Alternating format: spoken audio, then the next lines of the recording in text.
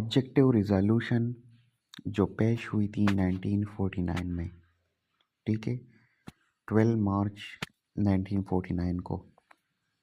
इसको क्या कहते हैं? इसको सेंटेंस को बेहतर बनाने के लिए we can add it's the cornerstone of Pakistan constitutional framework.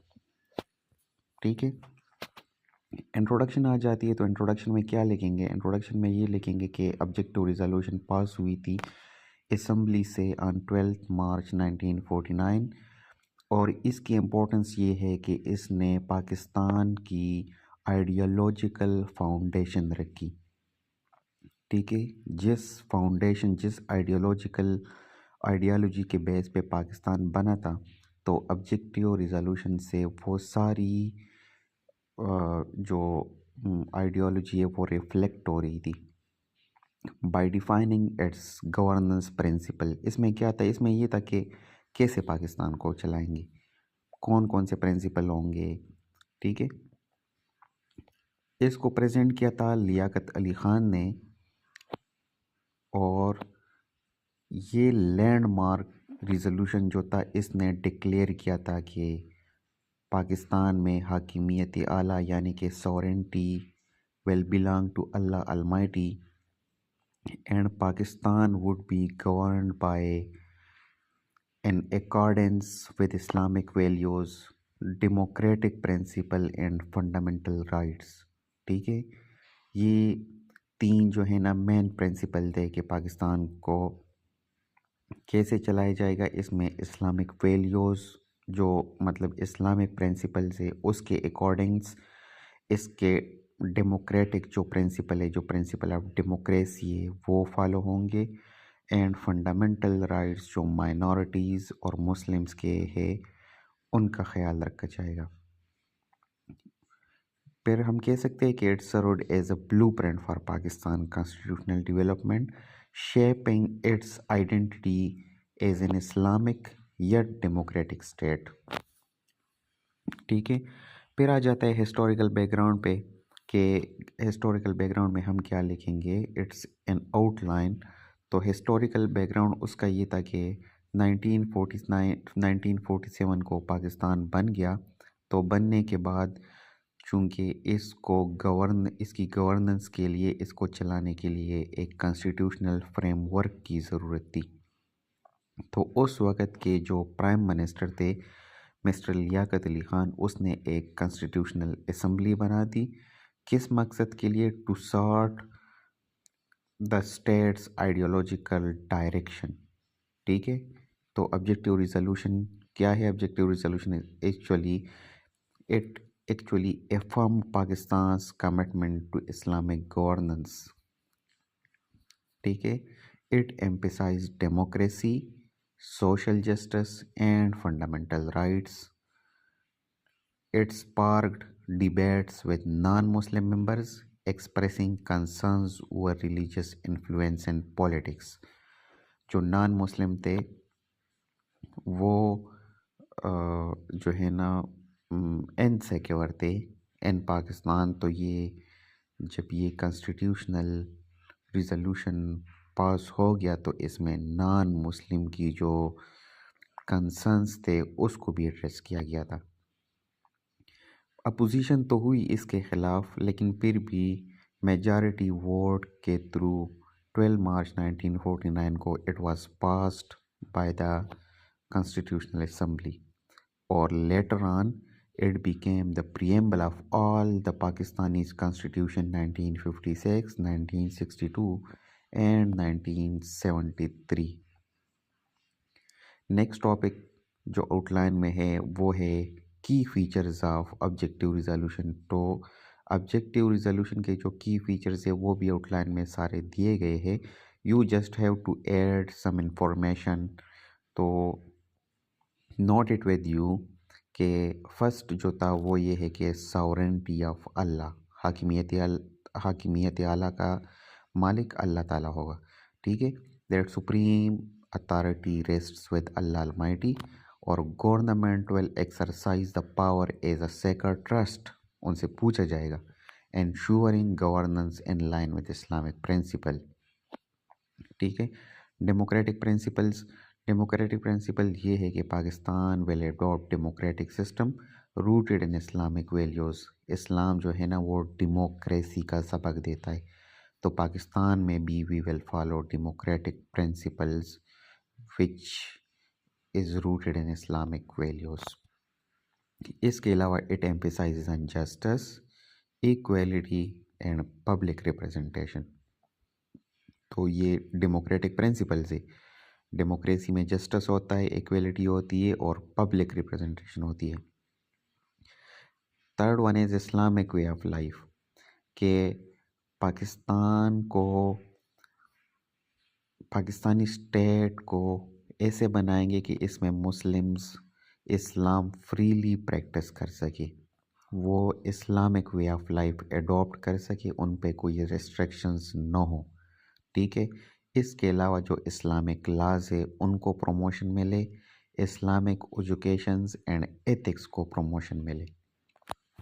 Socio economic justice, socio economic justice is commitment to eliminating exploitation, commitment to eliminating exploitation and establishing an equitable economy, के हर किसी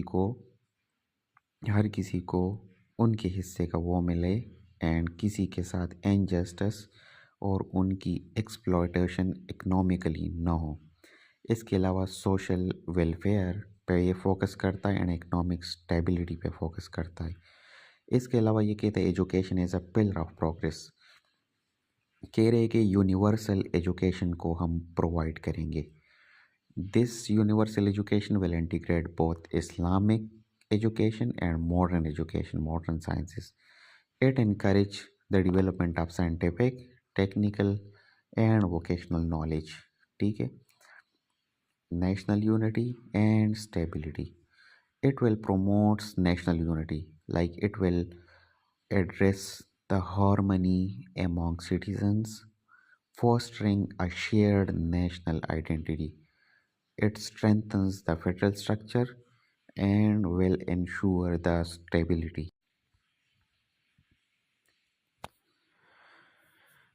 इसके बाद है equal representation and protection of minorities, के minorities को governance में, employment में and education में, हर एस्पेक्ट में इक्वल रिप्रेजेंटेशन मिले और उनके जो बेसिक राइट्स है और उनके जो रिलीजियस राइट है उनको, उनकी प्रोटेक्शन हो।